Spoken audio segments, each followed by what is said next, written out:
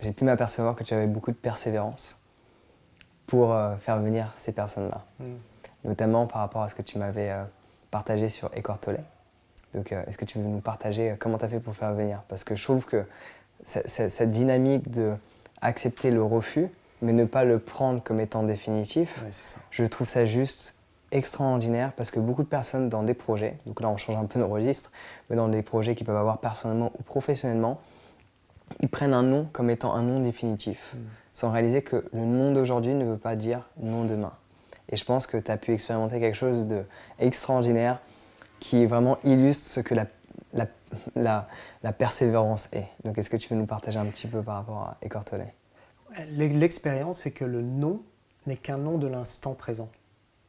C'est ça, c'était la leçon que j'ai apprise en fait. Et ça faisait très très longtemps, ça faisait des années et des années que je voulais inviter Eckhart Tolle en France. Et à chaque fois on me disait non, mais vraiment pas intéressé, pour différentes raisons qu'on a évoquées. Mais vraiment, il n'y avait aucun intérêt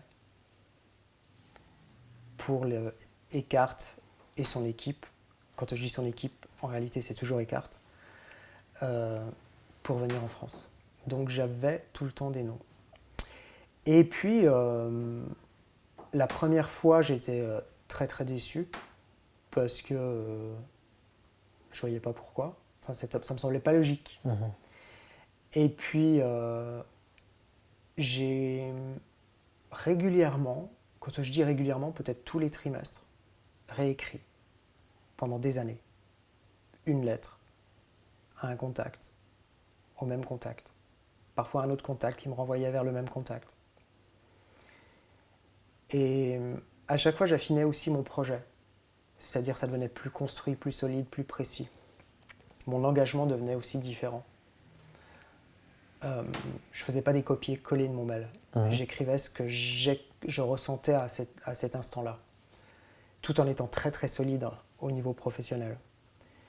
Ces noms, j'ai appris à les gérer. C'est-à-dire à faire en sorte que ce soit des noms de l'instant. Mais que ce sera...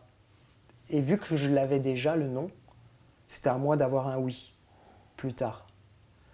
Donc c'est pour ça que je revenais. Je ne pouvais qu'avoir un oui, puisque le non, je l'avais déjà. Et j'ai poursuivi ainsi. Et Pendant puis combien un de jour, temps? 5 ans. Donc 5 ans, tous les trimestres. Ouais. Et puis d'un seul coup, ça s'est accéléré. C'est-à-dire, c'était un peut-être. Et quand j'ai eu le peut-être... C'est le pied dans la porte. Ouais. Et là, ça a mis 6 mois pour avoir un oui, mais j'ai dû être très solide à ce moment-là. Ça n'a pas été si facile. C'était peut-être encore plus difficile à cet instant-là de décrocher le oui, après le peut-être. Mais j'ai eu les oui. Alors si tu as aimé ce court extrait de l'interview que j'ai effectué avec Jérôme, clique sur le lien dans la description pour accéder à mon site internet, là où tu verras l'interview dans son intégralité. On se retrouve directement de l'autre côté.